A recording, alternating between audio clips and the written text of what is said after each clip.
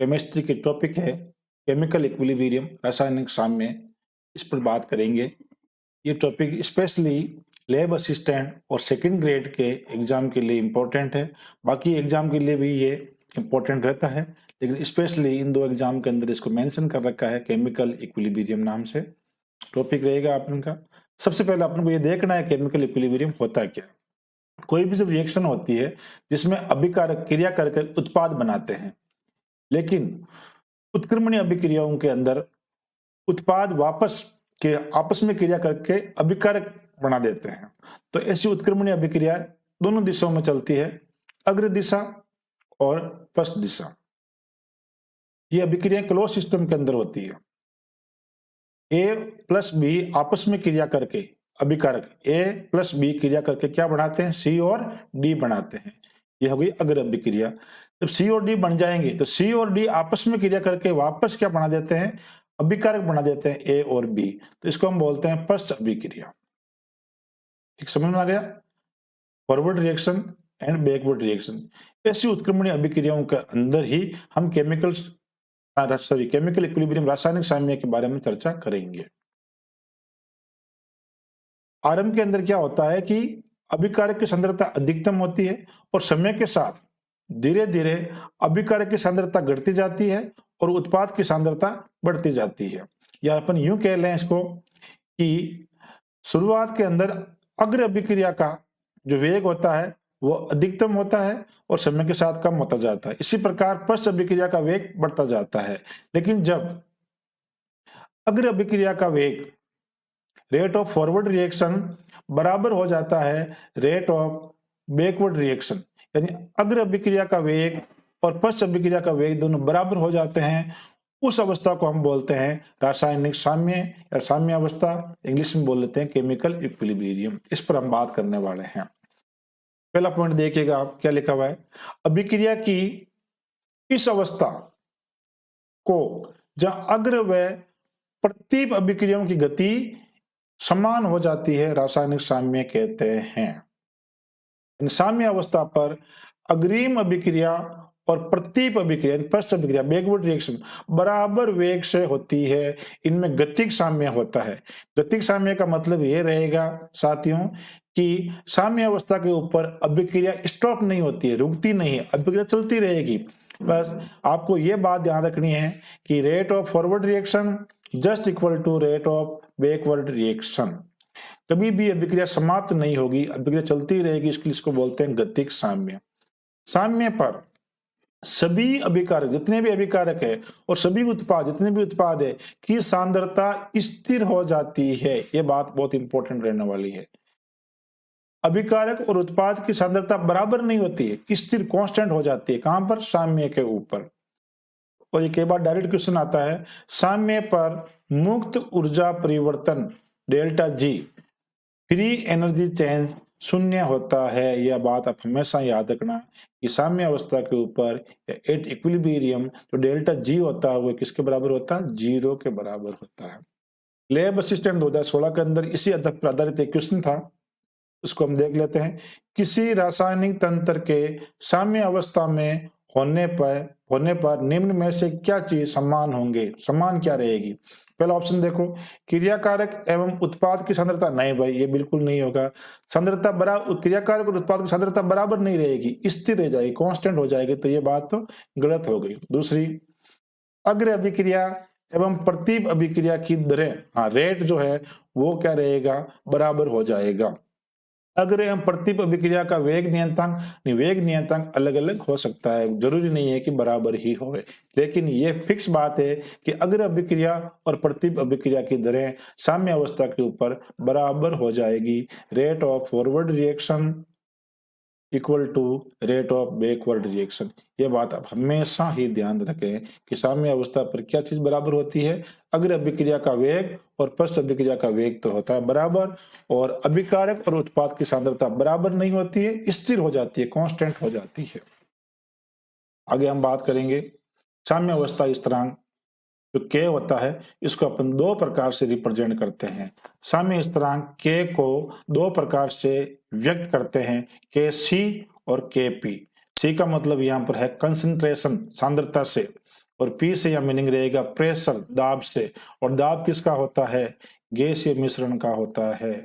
अगर अभिक्रिया के अंदर जितने भी अभिकारक है और जितने भी उत्पाद है, अगर वो गैसीय प्रावस्था में है, अभिक्रिया समांगी माध्यम में हो रही है, तब हम केपी की बात करते हैं, अदरवाइज हम साम्य स्थिरांक केसी की बात करते हैं। सी का मतलब आप समझ गए, सांद्रता से मतलब है इसका। केसी को क्या बोलते हैं अपन? केसी जो होता है वो होता है सांद्रता साम्य स्थिरांक, और केपी क्या होता है? आंशिक दाब साम्य स्थिरांक, पार्शियल प्रेशर के रूप में इसको व्यक्त किया जाता है। कोई भी रासायनिक अभिक्रिया जो उत्क्रमणीय है उसके अंदर हम केसी को किस प्रकार डिराइव करते हैं, केसी का व्यंजक क्या रहने वाला है? केसी का मतलब यह रहेगा कि उत्पाद की सांद्रता का गुणनफल बट्टा अभिकारक की सांद्रता का गुणनफल, जो क्रिया कर रहे हैं आपस में ए और बी, ये हो गए आपके अभिकारक, और बन क्या रहा है? सी और डी, तो ये हो गए आपके उत्पाद, प्रोडक्ट। तो ऊपर तो क्या आएगा? प्रोडक्ट की सांद्रता, बट्टे में आएगी क्रियाकारक की सांद्रता। जो ये स्क्वायर ब्रैकेट दे रखा है, स्क्वायर ब्रैकेट किसको रिप्रेजेंट करता है? सांद्रता को रिप्रेजेंट करता है। सांद्रता को भी बोल सकते हैं आप इसको, और इसको सक्रिय द्रव्यमान यानी एक्टिव मास भी बोल सकते हो। ठीक है, विशेष ध्यान रखना, जब अपन अभिक्रिया को बैलेंस करते हैं तो आगे इसके अंदर कोई न कोई गुणांक आता है, इसको हम बोलते हैं स्टोइकियोमेट्रिक कोएफिशिएंट या मोलों की संख्या।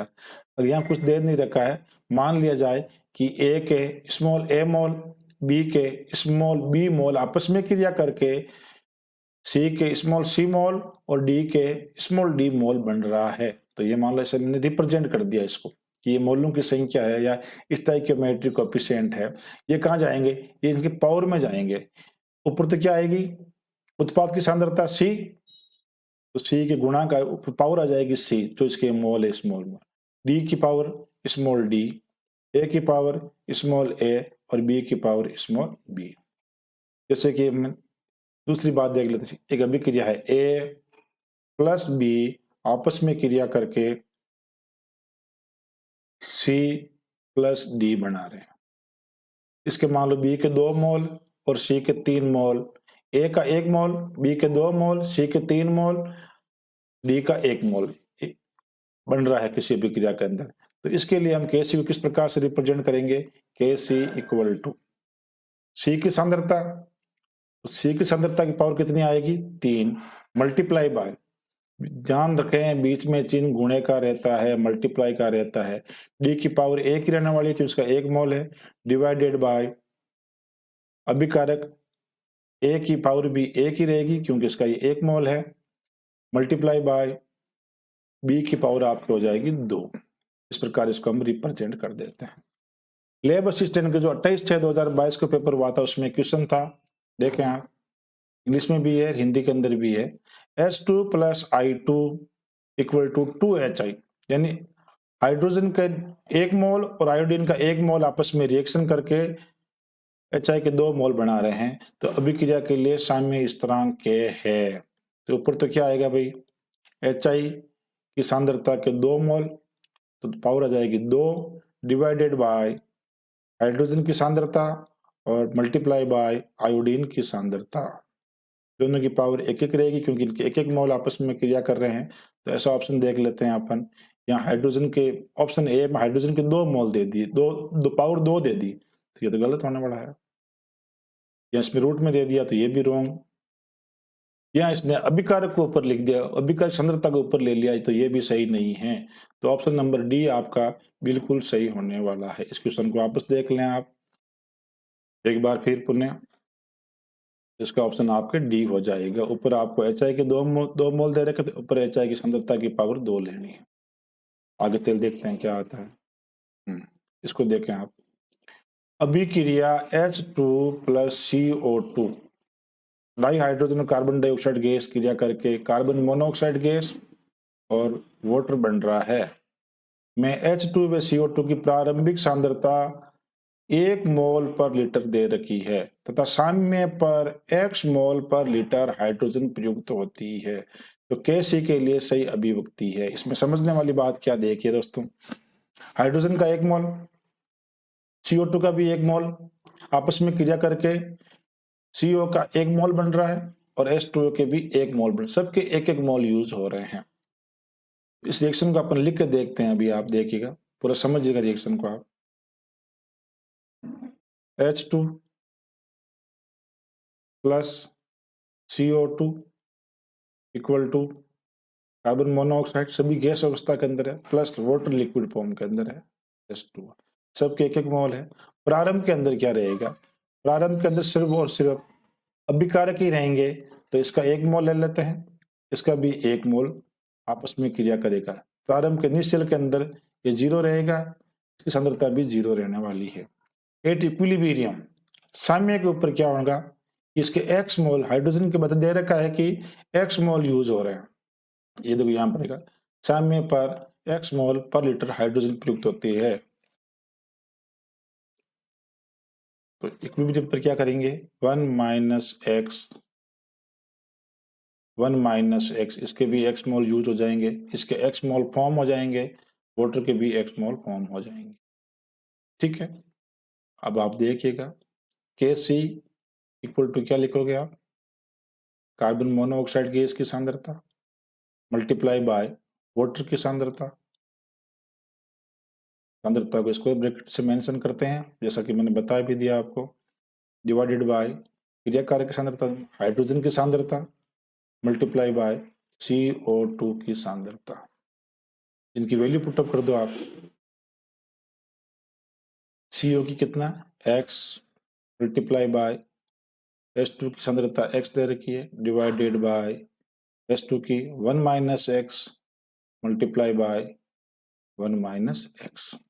सॉल्व करेंगे इसको, x square divided by 1 minus x का होल स्क्वायर, दो बार मल्टीप्लाई हो रखा आपस में, ये पावर ये ऑप्शन किस में दे रखा देखिएगा, ये आपके ऑप्शन नंबर 2 सही हो जाएगा, x square divided by 1 minus x square. बहुत आसान सा क्वेश्चन था, आगे देखते हैं आगे क्या आ रखा है क्वेश्चन के अंदर। हाँ, 800 केल्विन पर बंद पात्र में अभिक्रिया N2 plus O2 equal to 2NO, NO के 2 मोल बन रहे हैं, के लिए साम्य अवस्था सांद्रताएं निम्नलिखित है, यानी हमको सांद्रता दे रखी है और पूछा क्या है अभिक्रिया के लिए Kc का मान क्या होगा। बात वो कि वही है, हमको रिप्रेजेंटेशन आता है Kc का, तो हम पहले तो रिएक्शन लिखेंगे, रिएक्शन लिख लेते हैं अपन। रिएक्शन क्या है, N2 प्लस O2 आपस में क्रिया करके NO के 2 मोल बना रहे हैं, यह भी बैलेंस अभिक्रिया। इसके लिए हम Kc का फॉर्मूला लिख देते हैं, क्या होगा Kc इक्वल टू NO की सांद्रता की पावर 2, इसके 2 मोल यूज हो रहे हैं बन रहे हैं इसलिए, डिवाइडेड बाय N2 की सांद्रता मल्टीप्लाई बाय ऑक्सीजन की सांद्रता। वैल्यू रख देते हैं इसकी अपन, Kc इक्वल टू NO सांद्रता कितनी देर की है देखिएगा, 2.8 इंटू 10 की पावर -3, 2.8 इंटू 10 की पावर -3 का होल स्क्वायर आ जाएगा, क्योंकि NO की पावर कितनी थी 2 थी, तो स्क्वायर आ जाएगा, डिवाइडेड बाय N2 की सांद्रता, ये रही N2 की सांद्रता 3.0 इंटू 10 की पावर -3 मोल, सॉरी मोलर बोलते हैं इसको, 3.0 इंटू 10 की पावर -3 मोलर बोलते हैं, सांद्रता होती है मोल पर लीटर के अंदर इसकी यूनिट होती है, मल्टीप्लाई बाय 4.2 इंटू 10 की पावर -3। तो सॉल्व कर लो आप, स्क्वायर है तो 2 बार लिख देंगे इसको, Kc equal to 2.8 multiply by 2.8 into 10 की पावर -3 का स्क्वायर है तो 10 की पावर -6 हो जाएगी, डिवाइडेड बाय, इनको आपस में मल्टीप्लाई कर देते हैं, क्या है 3.0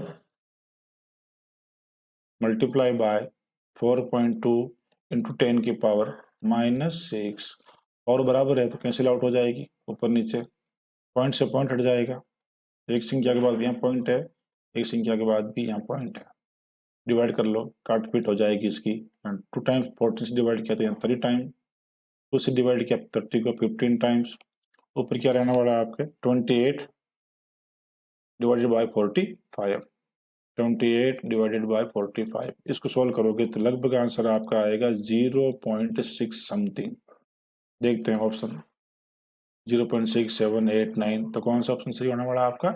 ऑप्शन नंबर ए करेक्ट हो जाएगा। बिल्कुल आसान सा क्वेश्चन था, ज्यादा कोई लंबा चौड़ा नहीं था, सिंपल सी मैथमेटिक्स इन्वॉल्व हो रही थी इसके अंदर। पहला टॉपिक अपने का रहने वाला है केपी और केसी की इकाइयां। केसी का बताया मैंने आपको शुरू में, सांद्रता होता है, और सांद्रता की इकाई क्या होती है आप सबको पता है, मोल पर लीटर। मोल पर लीटर।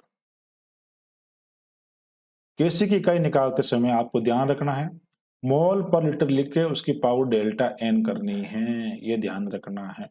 डेल्टा एन क्या बोला है अभी देखते हैं। इसी प्रकार केपी, केपी क्या होता है? प्रेशर होता है, और प्रेशर हम किस में लेते हैं? या तो एटीएम में लेते हैं या बार में लेते हैं। तो केपी की इकाई क्या हो जाएगी? एटीएम की पावर डेल्टा एन या फिर बार की पावर डेल्टा एन। अब आपको समझना है डेल्टा एन क्या है। डेल्टा एन कुछ नहीं है, यह है डिफरेंस ऑफ मोल। एन यानी मोल, डेल्टा का मतलब डिफरेंस। किसके डिफरेंस? पहले लिखना उत्पाद के मोल, उत्पाद के मोल माइनस अभिकारक के मोल। साथ में एक चीज ध्यान रखना, कैसे लिखते हैं, कैसे तो भी उत्पाद पहले आता है, डेल्टा एन के अंदर ही उत्पाद पहले आता है। उत्पाद के मोल माइनस अभिकारक के मोल, इन दोनों के मोलों को आप अंतर निकाल दो, अभिकारक के मोल, वो डेल्टा एन हो जाएगा आपका। पहले ध्यान रखना उत्पाद आता है। इस पर आधारित एक प्रीवियस ईयर एग्जाम के अंदर क्वेश्चन आया, उसको हम देख लेते हैं। ये इंग्लिश के अंदर, इंग्लिश वर्जन है, नीचे हिंदी वर्जन दे रखा है। फॉर ए रिएक्शन ए के n1 मोल बी के n2 मोल आपस में क्रिया करके सी के m1 मोल और डी के m2 मोल फॉर्म कर रहे हैं। यह इसने बहुत अच्छा काम कर दिया, डेल्टा एक्स लिख दिया। डेल्टा एक्स क्या है? उत्पाद के मोल माइनस अभिकारक के मोल कितने हैं? Delta x. Unit of KC क्या हो जाएगी? मोल पर लीटर, या मोल पर लीटर की power delta n. Option number 2 सही हो जाएगा। अगर यहाँ पर आपसे केपी की पावर पूछ लेता तो हम क्या लिखते थे? एटीएम की पावर डेल्टा एक्स हो जाता। बिल्कुल आसान सा क्वेश्चन था। ऑप्शन नंबर 2 इसका सही आंसर होने वाला है। ये हिंदी के अंदर क्वेश्चन था, इसको भी आप रीड कर सकते हो। आज का ये इतना सा वीडियो रहने वाला। Thank you so much.